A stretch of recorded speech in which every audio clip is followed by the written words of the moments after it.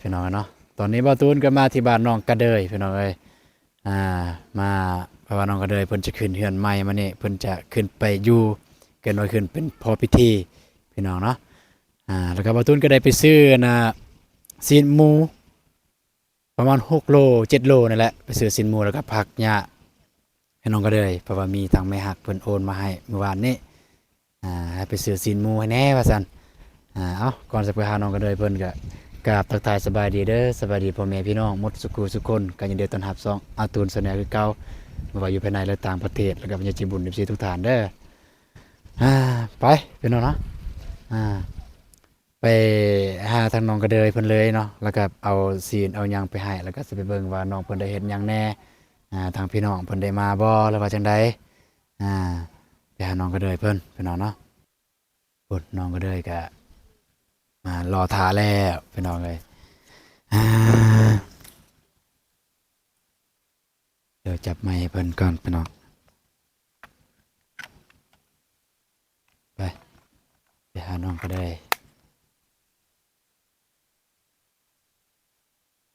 นี่เมื่อวานนี่มาอยากคำแน่พี่น้องสบายดีเด้อ เด้อสบายดีสบายดีเด้อนะบ่าวตูนสบายดีเอ้ยบอง สบายดีพ่อแม่จุบุญทุกท่านสบายดี FC ฝั่งไทยฝั่งลาวหรือต่างประเทศและบ้านเฮาก็ขอสบายดีสวัสดีสุขุสุคนเด้อ เด้อสบายดีเด้อน้องบองเด้อ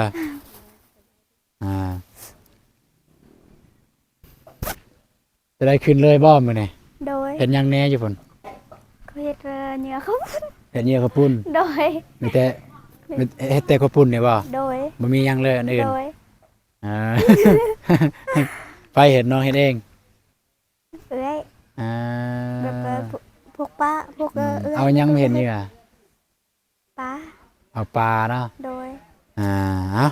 มื้อนี้นะบ่าวได้ซื้อซีนหมูเด้อโดยซีนหมูกับผักหอมไปเอาอยู่พุ่นเลยแต่ตารถอันละเอาเลยใจหลายๆเด้อ เด้อซื้อซีนหมูเพื่อน้อง ขอบใจเอ้ยบองนำ เพื่อน้องอยากแกหนักบ่หนัก ไป ขอบใจน้ำเอากับเอ้ยบองเด้อ เด้อไปดื้อไปพี่น้องเนาะเพิ่นก็ได้ซื้อโอ้นี่เป็นยังอยู่ในอันตอนนั้นเราว่าสิอัน โดย เนี่ยกระปุ่น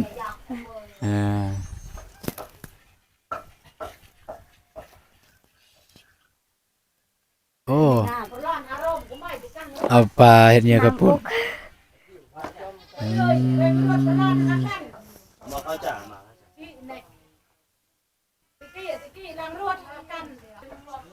เนาะผมไม่เป็นนอนเนาะ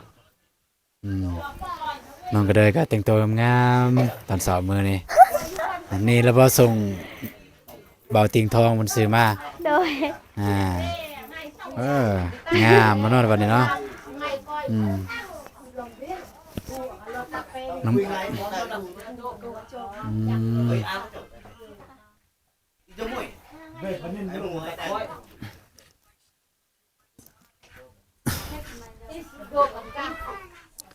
มาต้นก็ได้ซื้อซีนหมู7 โลพี่น้องเลยได้เท่านี้7 โลแล้วก็ซื้อผักหญ้าผักหอมน้องก็เลยเพิ่นเพิ่นเอาเนาะบัดนี้ขึ้นได้แล้วบ่เฮือนน่ะขึ้นไปเบิ่งได้แล้วบ่จักทางก็ได้อยู่ขึ้นได้ขึ้นได้แล้วขึ้นได้อยู่ไปเบิ่งเฮือนน้องก็เลยอยู่เทิงเจงไงเจง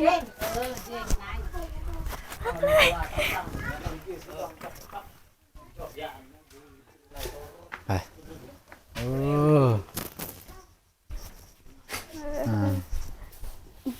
ไปซื้อมาตอนใดนั่นซื้อปูนี่สาดคืนนี้โอ้เอ้าคือเป็นจังซี่มันเบแล้วเด็กน้อยเขาขึ้นมาลิ้นน่ะน้องขึ้นไปเมื่อเปิดเมื่อคืนกำลังจับมันลุดเลย โอ้เนาะ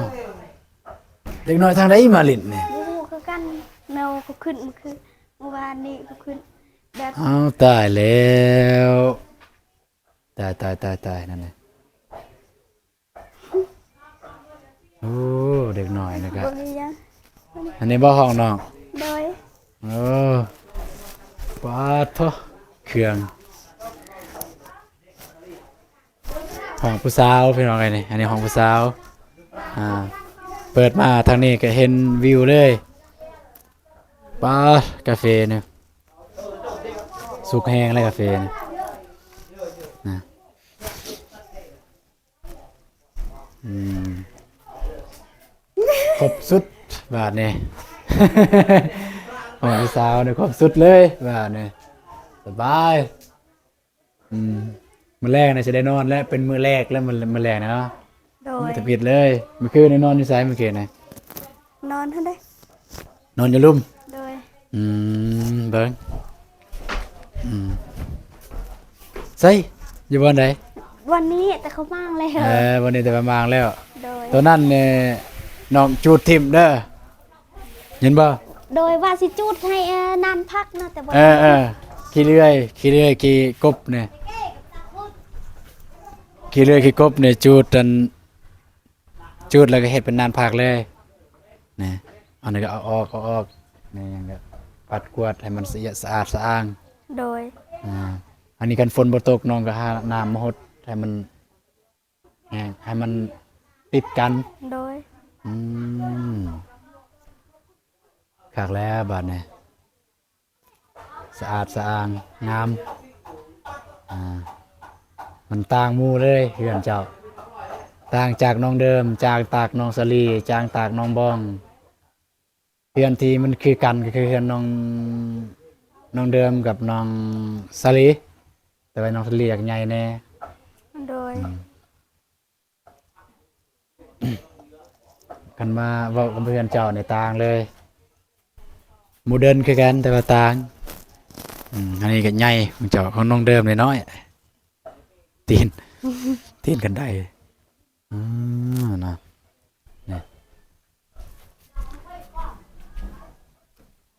นี่สบายเฮ้ยแบบมันแคบอันนี้ใหญ่โพดมันจะอัดยาก แม่นวะ โดย เดแบบนี้มันติดนี่น้องทาผู้เดียวเลย โดย ได้เยอะเหลื่อมเยอะนะ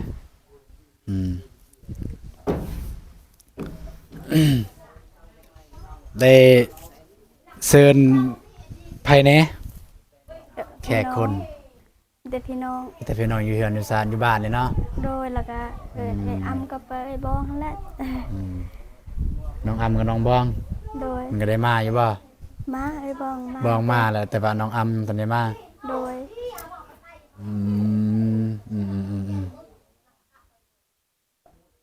บางทีก็เอื้อยเพิ่นคาเวียก ไปอำเพิ่นบ่ โดย ยามนี้เก็บกาแฟเด้ โนกาแฟลายเด้ กาแฟลายก็ใช่ไหมลายก็บ่ลายดอกแต่ว่ามัน สิปะกระยานมันล้น แต่ว่ากาแฟมันล้นไวได้กาแฟนะคือจังซี่เนี่ยอีกมื้อ2มื้อสุกแล้วนี่ โดย มันสุกไว เก็บมือซื่นแล้วเขาเก็บอันนี้ นั่นแหละพี่น้องเนาะเบิ่ง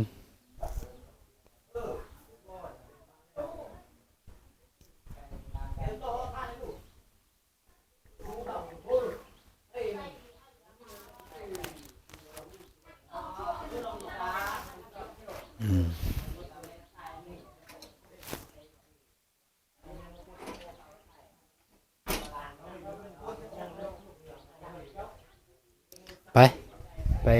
ลุมไปเบิ่งเพิ่นได้เฮ็ดหยังแหน่อยู่ลุม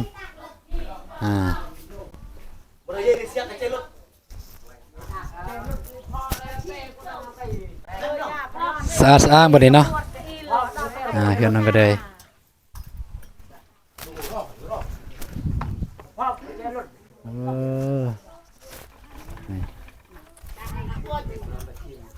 คัก ตื่นเช้ามาก็น้องก็เด้อก็มาตากแดดอยู่นี่ยามหนาวตากแดดอยู่หน้าเฮือนเลยกลางเฮือนนี่นี่ทางนี้เดินพี่น้องเดินพอดีงามนะคันไปอยู่เบิ่งเพิ่นเบิ่งนี่เบิ่งแต่นี่ก็งามเลยไม่มีหมองติเลยพี่น้องเอ้ยเฮือนน้องก็เด้อเพิ่นนี่เออกับคนนั่นแหละคนกับคนงามเฮือนกับเฮือนงามอ่าคนเตี้ยแน่นอยนึงเฮือนก็เตี้ยนิดนึง เหมาะเลยนี่เดินก็พอดีงามเดินเรือนครัวในชาวบ้านไปเฮ็ดเมื่อวานนี้พี่น้องเนาะก็บ่ได้มาอัปเดตว่าเพิ่นเฮ็ดอะไรแน่แต่ว่าบ่ตุนก็ได้มาถ่ายอยู่ตอนสอบเมื่อวานนี้อ่าไปเบิ่งเพิ่นเฮ็ดหยังแหน่อยู่พุ่น โดย อืม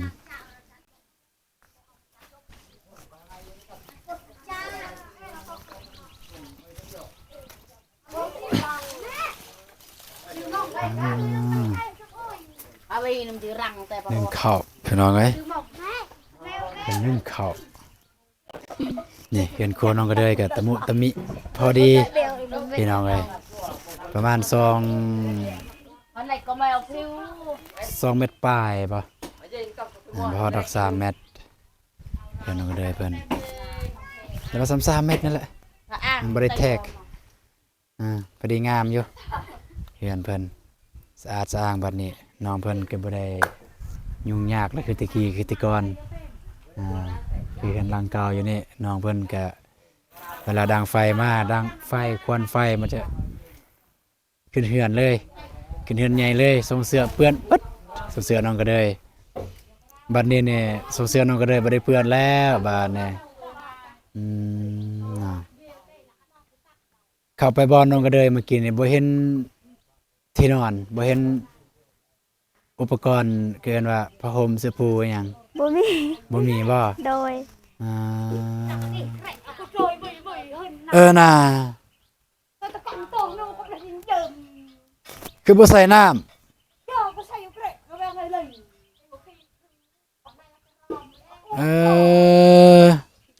เย้พี่น้อยเนาะน้ำมันบก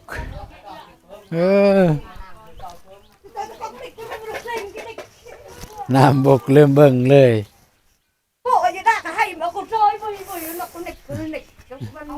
อย่าละใส่ไม้บ่ได้ไม้ดอกกาเป็นจมมา น้ำมันหม้อนึ่งข้าวมันแห้งพี่น้องเอ้ยไม่มีไผเบิ่งซ้ำน้องก็เลยก็ค่าถ่ายคลิปโอ้ยเนาะมีไผแน่มาซอยเวียกมื้อนี้ เน่พี่น้องมา พี่น้อง โดย ไผแน่น้องบอง ไอ้บ้องแล้วก็พี่พระจันทร์แล้วก็ น้องบ้อง ป้าแม่พี่น้องพระจันทร์แล้วก็ไอ้มวย อ่า กับพี่น้องหมดแล้ มาซอยเวียกมาเฮ็ดอันนี่ข้าวปุ้นนะบ่ โดย แล้วก็มาซอยซีนหมูเฮ็ดอะไรแน่ซีนหมูนี่เฮ็ดลาบเฮ็ดก้อยแล้วก็เฮ็ดอันต้ม บูฮู เนาะโอเคพี่น้องกันเนาะกับเวลายายห้างพี่น้องสำรับปันน้องก็เลยเพิ่นอันน่ะซีนหมูนี่มันของแม่ฮักเด้อ โดย เพิ่นซื้ออยู่เบิ่งได้บ่มันมืดซีนหมูนี่มันของแม่ฮักเพิ่นซื้ออันมันมืดแล้วอยู่หมดแล้วของแม่ฮักเพิ่นเมื่อวานนี่เพิ่นเห็นคลิปน้าบ่าวเพิ่นเห็นคลิปน้าบ่าวแล้วพอดีเมื่อคืนนี่เพิ่นโอนมาโดย เพิ่นโอนมาให้เป็นน้าบ่าวก็ซื้อ7 โล โดย 7 โลซื้อซีนเนี่ย7 โลบ่ได้ซื้อผักอีกผักฮ้อมันแหละผักหญ้าแหละพอดีบ่ได้ซื้อน้ำซ้ำ โดย พอดีเบิดเงินเบิดบ่ได้ซื้อน้ำให้บ่ได้ซื้อน้ำให้น้องกระเดยเพิ่นพี่น้องเนาะเพราะว่ามันเงินพอดีเบิดเลยแต่ว่าก็ บ่เป็นหยังเพิ่นเนาะมีแต่ให้น้องก็เด้ยขอบอกขอบใจทางแม่ฮักเด้อที่ซื้อซีนซื้อผักมาให้เด้อ โดยก่อนอื่นวุฒน้องก็ขอขอบใจทางแม่หลายๆเด้อที่ซื้อที่พักนะเบาที่ฝากเงินให้นะเบาตูนซื้อซีแล้วก็พักให้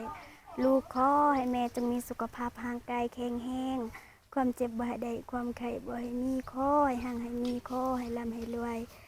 เฮงๆปังๆตลอดปีตลอดชาติเด้ออย่าเจ็บอย่าจนพร้อมครอบพร้อมครัวปรารถนาสิ่งใดก็ขอให้ได้สิ่งนั้นขอให้สมหวังดังปรารถนา นอนรับก็ขอให้ได้เงินนี่นอนตื่นก็ขอให้ได้เงินแสนยางเกงแคนก็ขอให้ได้เงินล้านยางเลาะบานก็ขอให้เป็นมหาเศรษฐีเด้อหรือว่าเฮ็ดธุรกิจอันใดก็ขอให้ราบให้ลื่นสาธุ โดยเนาะก็ยังมีพี่น้องเอ้ยยังมีอีก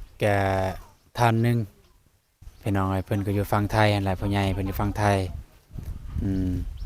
เพิ่นเห็นคลิปคือกันนั่นแหละเพิ่นว่าเพิ่นอยากสมทบพี่น้องก็เลยขึ้นเฮือนเพิ่นว่าอยากสมทบพี่น้องก็เลยขึ้นเฮือนเพิ่นโอนมา1,500 บาทพี่น้องเอ้ยให้น้องก็เลยอืม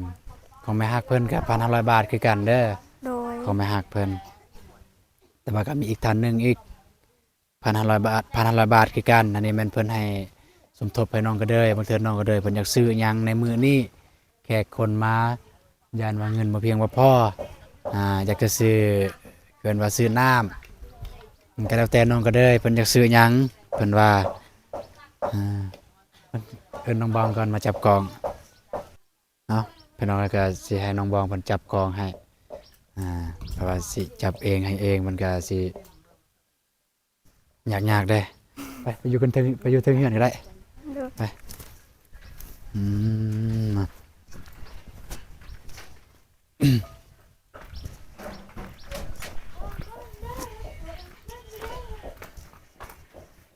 ไป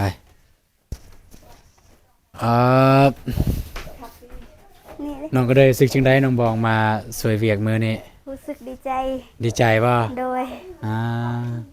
น้องบองเพิ่นว่าเพิ่นยังบ่ทันได้กินข้าวแต่เช้าเพิ่นว่าเพิ่นหิวข้าวตอนนี้ เป็นจังไดน้องบองห้องจักบ่ห้องนี้ฮะบ่เข้าบ่เข้าไปไหนวะห้องเจ้ากับห้องนี้เป็นจังไดหืมคือกันต่างเด้ห้องเจ้าอยากน้อยนะจักหน่อยก็เลยมันก็เลยใหญ่เด้ แม่นนะอ่าโอเคมานี่เลยสันออกมานั่งก็ได้โอเคมานั่งกันก็ได้มาสิเบิ่งนะพอดีวะโอเคบังมาจับกองอยู่บนนี้สำนีเลยได้เอ้ย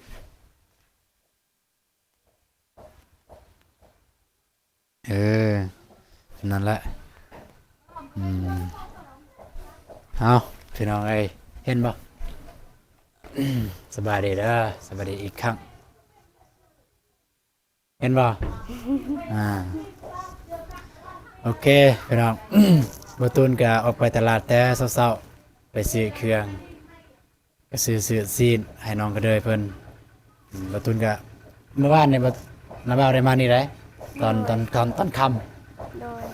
ได้มาแจ้งทางกับพ่อน้องว่าน้าบ่าวสิไปซื้อซีนให้เพราะว่าน้าบ่าวได้รับเงินอืม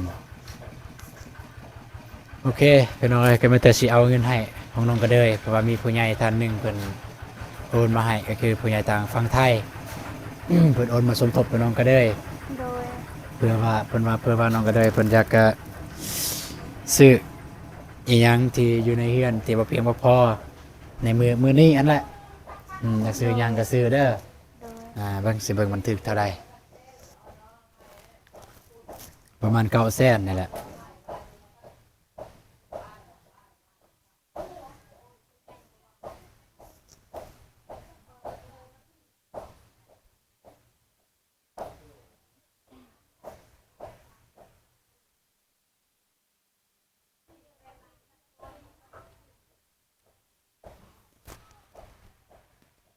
984,000เงินน้องก็ได้เพิ่นพี่น้องเอ้ยอ่า984,0001 2 3 4 5 6 7 8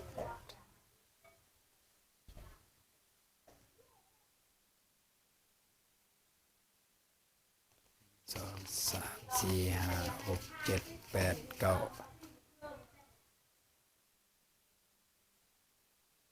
801 2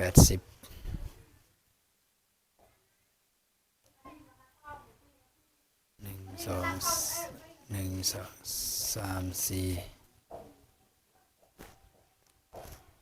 84,000ให้85เลย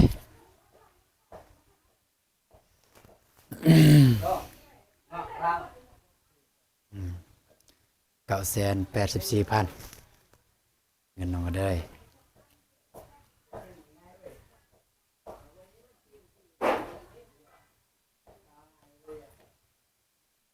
เอา ขอบใจเด้อ ได้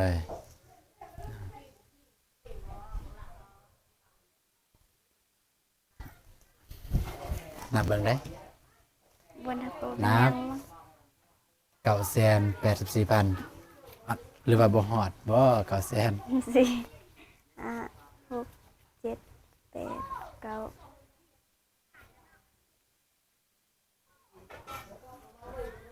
ถึกแล้ว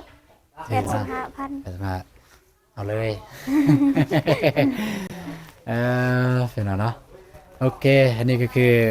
เบิ่งสิเบิ่งคืนในเพิ่นเพราะว่ามีคนเสียทาหลายๆเพิ่นเอาเลยสิเบิ่งคืนว่าสิเบิ่งคืนว่าเพิ่นให้เอ่ยนามบ่นะ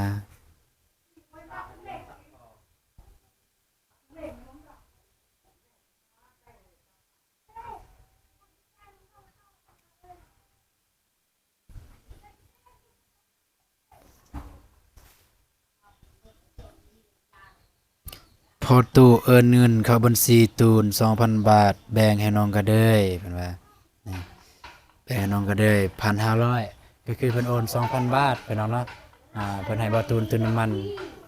500เพิ่นให้น้องก็เด้ยขึ้นเฮือน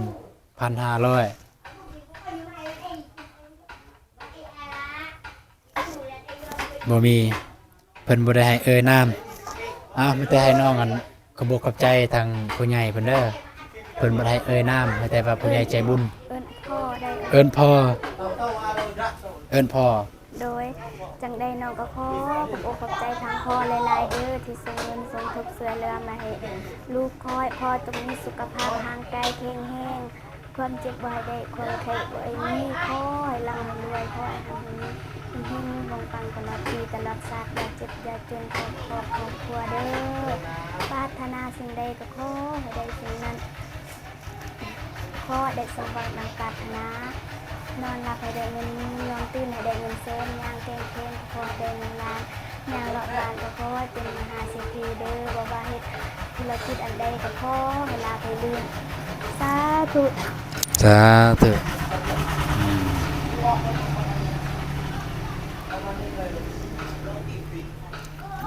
เอาเก็บไปเมียนเงินนั้น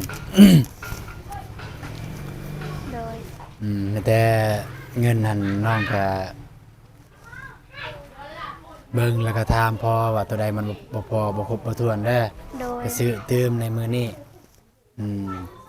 ตัวผมน้องคิดว่าผมน้องอยากซื้อแต่ว่าคันพอบ่ซื้อก็ได้ โดย ก็เก็บไว้ไปซื้อแนวอื่นไว้ซื้อมื้ออื่นมื้อฮื้อมีแนวต้องซื้ออะไรมื้ออื่นมื้อเสียค่าน้ำค่าไฟ โดย ถ้ามันพอแล้วมื้อนี้นะโอเคพี่น้องเอ้ยจักนาที24ก่อน โอเคพี่น้องเนาะก็สำหรับคลิปนี้บ่ตูนก็สิขอจบคลิปอยู่บ่นี้ก่อนอื่นหมดก็ต้องขอขอบขอบใจทางแม่แล้วก็ทางพ่อเพิ่นเด้อที่ให้บ่ตูนเป็นสะพานบุญในครั้งนี้เกินว่า ให้บ่ตูนไปซื้อซีนซื้อข้าวปลาอาหารให้ซื้อผักหญ้าให้น้องกระเดยแล้วก็ให้บ่ตูนเป็นสะพานบุญแล้วก็ให้สมทบเป็นเงินสมทบให้น้องกระเดยเพิ่นในการคืนเฮือนในมื้อนี้จะได้ก็ขอให้ทั้งพ่อและแม่จงอยู่เย็นเป็นสุขสุขกายสุขใจสุขภาพแข็งแรงอายุมั่นคนยืนปรารถนาสิ่งใดขอให้ได้สิ่งนั้นดังสมการปรารถนาเด้อพ่อเด้อแม่เด้อสาธุโอเคคลิปนี้ก็สิจบคลิปบนนี้เลยแต่ว่าเจอกันในคลิปต่อไปคลิปนี้บ่าวตูนน้องกระเดยแล้วก็น้องบองขอกล่าวคำว่าสบายดีเด้อไปแล้ว